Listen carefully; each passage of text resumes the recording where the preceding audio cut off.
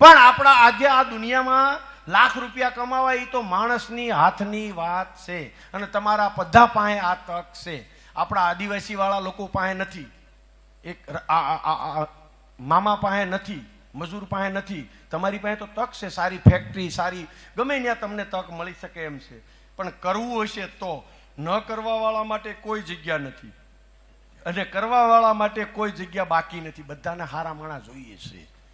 ધંધો કરે છે ને એટલા બધા અમારી નજર છે ને હોશિયાર હારા ટકાવાળા છોકરા ઉપર ન હોય, હોશિયાર છોકરા ઉપર હોય છે. ટકાવાળાને કરકર કેમ થાય કે હાલો MBA આ થયો કેમ,